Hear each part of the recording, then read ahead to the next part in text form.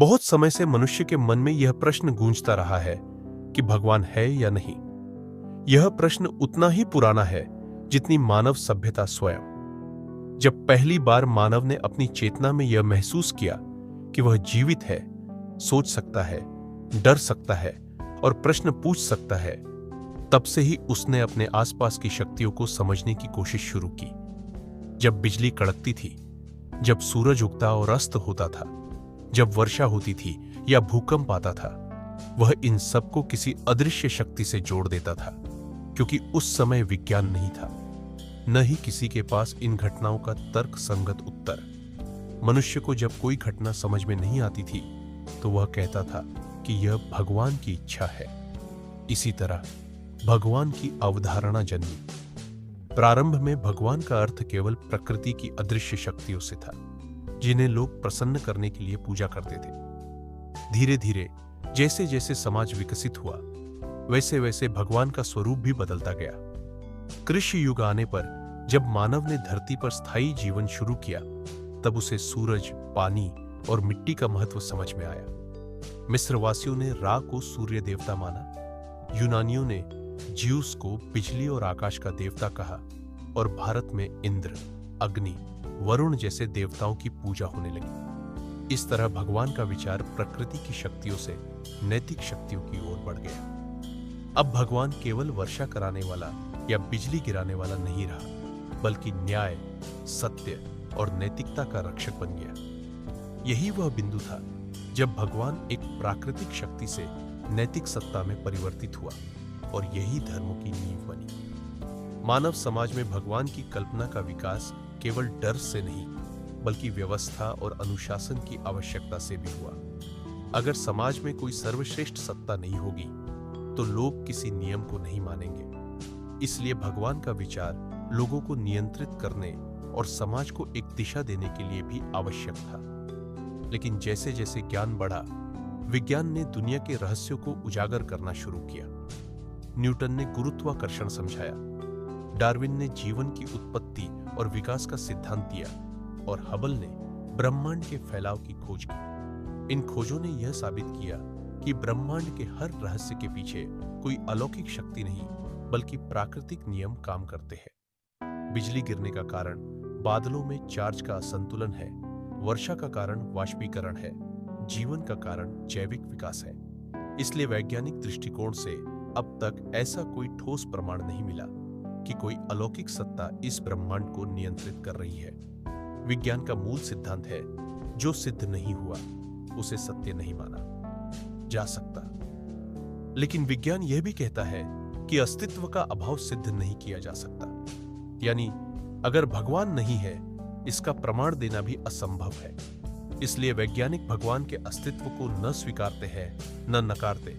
वे केवल कहते हैं कि जब तक कोई सबूत नहीं मिलता, तब तक विश्वास नहीं किया जा सकता। हालांकि कुछ वैज्ञानिक जैसे आइंस्टाइन ने कहा कि अगर भगवान है तो वह किसी धर्म या मूर्ति में नहीं, बल्कि प्रकृति के नियमों में है। आइंस्टाइन ने कहा था, I believe in Spinoza's God, who reveals himself in the harmony of what exists। यानी वह भगवान जो इस ब्रह्मांड के गणित, संतुलन और नियमों में झलकता है। यह विचार बताता है कि भगवान कोई व्यक्ति नहीं, बल्कि ब्रह्मांड का वह अदृश्य गणितीय नियम है जो सब कुछ संचालित करता है। उदाहरण के लिए, गुरुत्वाकर्षण हर जगह समान रूप से काम करता है। यह एक सार्वभौमिक शक्ति है। अगर कोई इसे भगवान की शक्ति कहे तो भी गलत नहीं। इस दृष्टिकोण से भगवान को यूनिवर्सल इंटेलिजेंस कहा जा सकता है, जो हर परमाणु, हर ऊर्जा और हर नियम में विद्यमान है। न्यूरोसाइंस यानी मस्तिष्क विज्ञान के अनुसार भगवान का अस्तित्व हमारे मस्तिष्क की संरचना से भी जुड़ा है। वैज्ञानिकों ने पाया है कि जब कोई व्यक्ति प्रार्थना करता है, ध्यान करता है या किसी ईश्वरीय शक्ति में विश्वास करता है, तो उसके मस्तिष्क का फ्रंटल लोब और पैरिटल लोब सक्रिय हो जाता है। ये वही हिस्से हैं जो हमें शांति, आत्मविश्वास और स्थिरता प्रदान करते हैं। इसलिए भगवान में विश्वास एक साइकोलॉजिकल रियलिटी है, यानी चाहे वह वस्तुतः हो या न हो, पर उसका विचार हमारे मन को स्थिरता देता है। कठिन समय में भगवान है, यह सोच व्यक्ति को भय से मुक्त करती है, उसे आगे बढ़ने की शक्ति देती है। यह हमारे मस्तिष्क की एक प्राकृतिक सुरक्षा प्रणाली जैसी है। यही कारण है कि हर संस्कृति में किसी न किसी रूप में भगवान का विचार मौजूद रहा है, क्योंकि यह मनुष्य की मानसिक आवश्यकता है। दार्शनिक दृष्टिकोण से भगवान एक नैतिक अवधारणा है।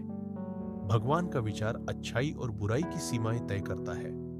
अगर कोई व्यक्ति यह मानता है कि उसके हर कर्म का एक ईश्वरीय निरीक्षक है, तो वह गलत काम करने से पहले 2 बार सोचता है। इस तरह भगवान एक मोरल फ्रेमवर्क बन जाता है जो समाज को अनुशासन देता है। इसी वजह से हर युग में भगवान के रूप बदलते रहे। कृष्ण, बुद्ध, ईसा, मोहम्मद, ये सब अलग अलग रूपों में एक ही सत्य को प्रस्तुत करते हैं कि मानवता, प्रेम और सत्य ही भगवान है। अगर हम इतिहास, विज्ञान और दर्शन तीनों दृष्टिकोण से देखें तो हमें समझ आता है कि भगवान का विचार अलग अलग स्तरों पर काम करता है। विज्ञान के स्तर पर भगवान का कोई प्रमाण नहीं है, लेकिन दर्शन के स्तर पर वह एक आवश्यक कल्पना है। मनोविज्ञान के स्तर पर वह मानसिक स्थिरता का स्रोत है और आध्यात्मिक स्तर पर वह हमारी चेतना का प्रतीक है। कुछ वैज्ञानिक जैसे स्टीफन हॉकिंग ने कहा कि ब्रह्मांड स्वयं ही भगवान है। उनका मानना था कि ब्रह्मांड के नियम इतने परिपूर्ण हैं कि इसके लिए किसी बाहरी शक्ति की आवश्यकता नहीं, जबकि कुछ दार्शनिक कहते हैं कि इतनी जटिलता अपने आप नहीं बन सकती, इसलिए कोई अल्टीमेट डिजाइनर जरूर है। इस तरह यह प्रश्न खुला रह जाता है कि क्या वह डिजाइनर सच में कोई चेतन सत्ता है या केवल भौतिक नियमों का परिणाम। लेकिन अगर हम गहराई से सोचें तो यह समझ में आता है कि शायद भगवान कोई व्यक्ति नहीं, बल्कि एनर्जी एंड इंटेलिजेंस का एक रूप है। जिस तरह बिजली, हवा और गुरुत्वाकर्षण दिखते नहीं लेकिन महसूस होते हैं, उसी तरह भगवान भी कोई दिखने वाली वस्तु नहीं, बल्कि अनुभव की जाने वाली सत्ता है।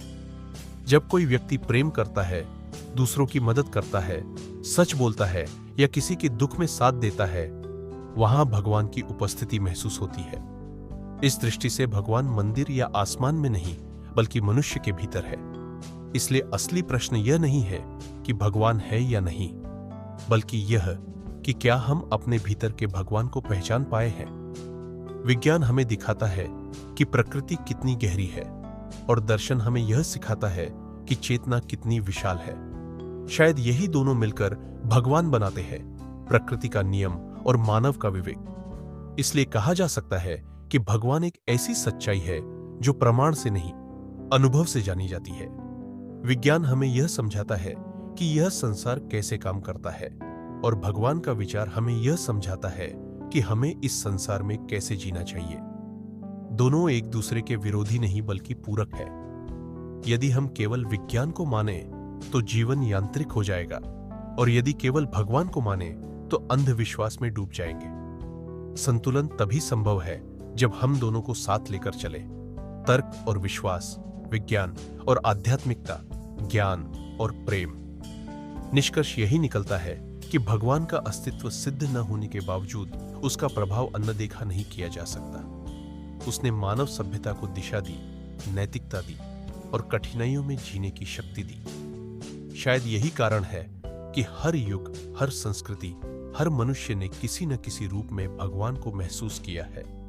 कभी मंदिर में, कभी विज्ञान में, कभी अपने मन में। इसीलिए कहा जाता है कि भगवान कहीं बाहर नहीं, बल्कि हमारे भीतर की चेतना में है, जो हमें अच्छाई की ओर ले जाती है। भगवान को समझने का सबसे बड़ा तरीका यही है कि हम खुद में सत्य, करुणा और प्रेम विकसित करें, क्योंकि वही तीनों गुण उस अदृश्य शक्ति के सबसे सशक्त प्रमाण है। इसलिए यह कहना अधिक उचित होगा कि भगवान है, लेकिन वह कोई व्यक्ति नहीं, बल्कि वह नियम, वह चेतना और वह ऊर्जा है जो हर जगह विद्यमान है, जो न दिखती है, न सुनाई देती है, पर महसूस होती है, और वही अनुभव ही भगवान कहलाता है।